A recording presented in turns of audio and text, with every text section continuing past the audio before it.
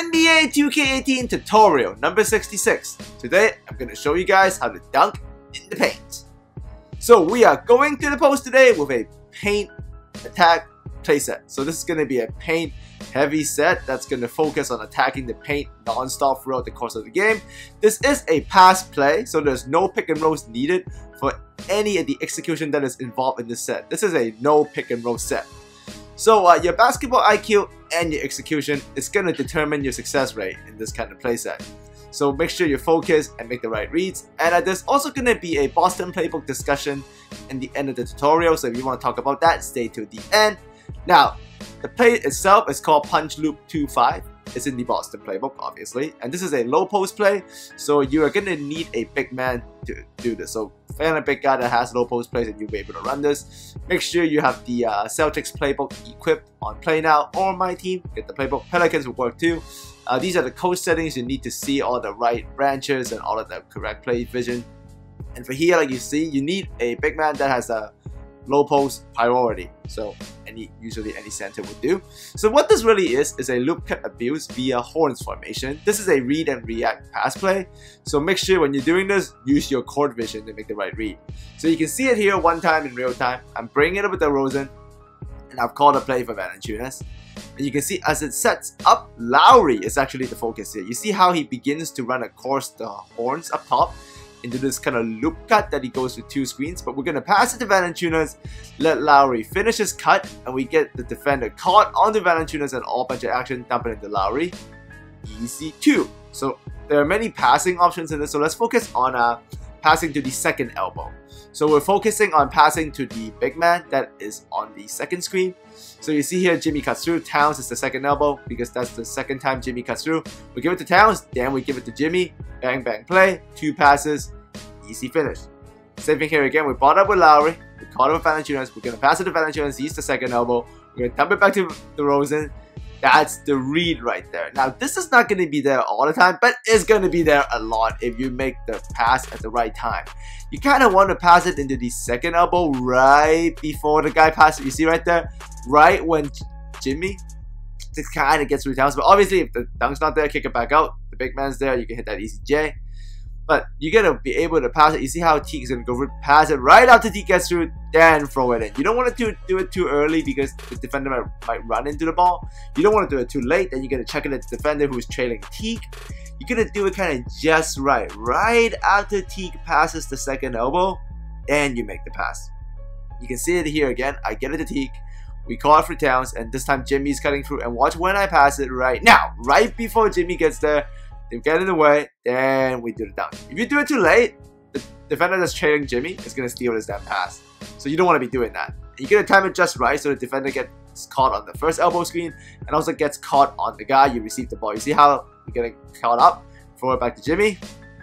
Easy dunk again and again and again. You're going to get a lot of easy paint dunking points with this. So ideally, you want to kind of call it for a guard that's kind of big. So bring it up with your smaller guard because this play either goes to the point guard or the shooting guard. So depending which one of your point guard or shooting guard is the better finisher in the paint, have the other guy bring it up. So obviously in the Raptors case, you want, Lowry to bring it up to the Rosen. So here I've switched it around. Powell bring it up. I go to Van Fleet. Not the most ideal, but because the play is so good, it still finishes it up. But ideally, make sure you bring it up with your smaller guard so you can have the bigger guard do the cut. So you see here, Powell is the bigger guard. He cuts through.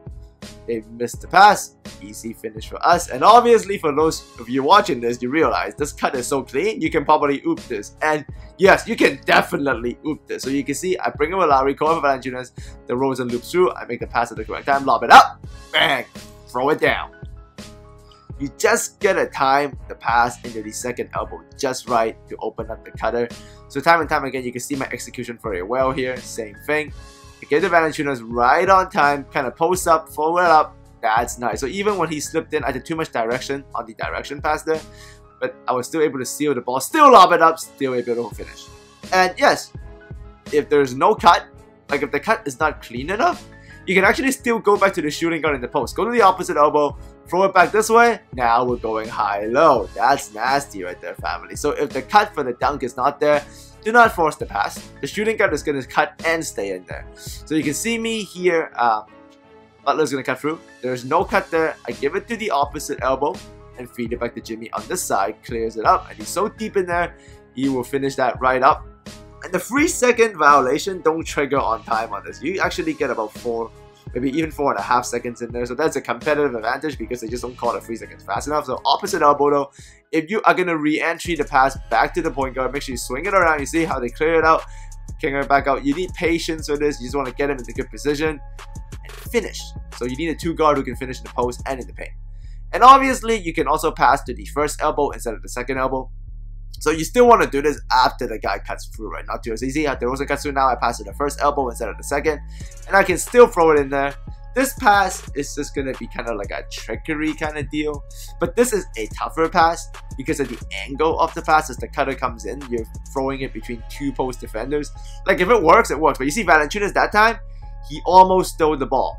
So I wouldn't suggest passing to the first elbow unless you just kind of want to mix it up and just kind of throw off the other guy because you've been running different horn sets.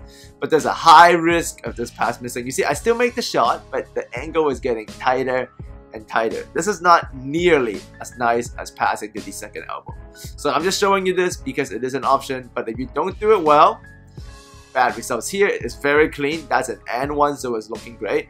But in the next clip, you will actually kind of see the weakness of passing to the first elbow, which I don't recommend you using as a primary option because when the defense does play it right, they bring help down. See, that's bad. And obviously, there's a possible triangle flush option. You see here, I kick it to Towns, and I just hold triangle, and I flush in Jamal Crawford. But the flush pass is kind of dangerous. You can see it getting tipped there. Would this work sometimes? Yeah, this is kind of similar to the Horns 4-2 away cut I taught you guys. If you want to do the triangle, that's another option, but I wouldn't suggest it because it's still kind of risky, you see there. So I suggest a regular icon pass is probably the way to go. And a Boston Playbook update for you guys. Make sure you check the pinned comment in the comment section for the My Team Playbook documents that you want to use so you can see what plays are where. This is actually the Boston Playbook page on the document. So shout out to the guy who made this on Reddit. Anyways, I just want to bring this up because I've gone through a lot of money playsets recently, and they are all in the Celtics playbook. Like, there are little, and there's more in this playbook that I haven't showed you. So, My Team, Play Now Online, anything. My Team, make sure you pick up a Celtics or Pelicans so you have this. My Team Online, just get used to this because there's probably still 6 more playsets I can show you guys on this playbook that are deadly. So make sure you keep that in mind when you're doing this and check the document out. And don't force this play. Don't force it because bad passes in this playset will kill you. If you don't make the correct read in this play, it's going to be a turnover festival. You can see here in these clips when I was just labbing it. This is me labbing the play and just trying to test out the things and the different kind of reads. Like, I forced a couple of the passes, and you can see like when the passes are bad because of the congestion of the 2 postmen. Like, this will be tipped, stolen, thrown out of bounds. A whole bunch of bad things would happen. But there's always a correct pass in this because if the first thing is not there, you're just going to wait it out, go opposite. And if that's not there, go back. Don't do this, as I always tell you guys, with a predetermined result in your head. Because if you do that, I guarantee you, you will have turnover after turnover after turnover. You got to make the read. If there's nothing, let it go. High-low, that's good. That's a clean finish, right? You got to see, you got to earn that. Because you make the right passes at the right speed with the right reads. If you try to force anything here, it will be terrible. Like, you see me try to force a pass there, stolen. Crawford wasn't open, Taj was. I missed that read. So don't be doing this thinking like, hey, 2-guard dunk. No, make the read. High-low, nothing. Tyus Jones, it's not a good postman. Don't do it. Don't do it, Sam. See, I did it. I did it. That's why you don't do it. Wrong cutter, wrong high-low entry. Don't be doing that. Like, this is obviously me labbing it to see what happens, but these are possible mistakes that you could make when you're running this for the first time, or even when you're running it and you're just too stuck on trying to get a basket. Like, that's a bad pass again. Someone will be open when this playset is developing, but you gotta find the correct someone. Like, that's bad. See, that should have been a kick to the opposite elbow back into the post for Jimmy to set up. Don't be so concerned about getting this initial dunk pass that you forget what's going on. And obviously, if the guy cannot be lobbed, don't lob it. Like, if you lob it to a guy that you shouldn't be lobbing it to, they won't be able to finish this because this is so tight spacing is not ideal to force lobs in this game, and that's just a dumb pass. So those are the misses. Make sure you actually look at those clips again and just make the reads and see where I went wrong or where was the correct read. Slow it down, pause it. That's actually very useful. Obviously, like, I run this very smooth now because I've been labbing for a long time, but make sure you look at the mistakes. Don't make the same ones that I did. That's really important. And as always, have a good weekend. I appreciate all your support. I am at tutorial 66 now. I am going for 100, family. Hopefully I can get to 100. So keep supporting me. Show me some love. Talk to me. Actually, you don't need to show me love. I don't need praises. It's weird, but just talk to me. Talk to me in the comment section. Ask me questions. I love questions. If you talk to me, let me know if I can help you play some of your games on my team or something. Just keep me inspired and I can keep making these. Because the more I answer questions or the more I try to help you guys out, the better I get and the more content I create, right? That's how my creative flow comes from. So just keep talking to me. Keep asking me things. No questions are too hard and no questions are too dumb. If you need help, ask. I'm always happy to help. Help me get to 100 tutorials, okay? As always, thanks for coming. I'll see all of you next time.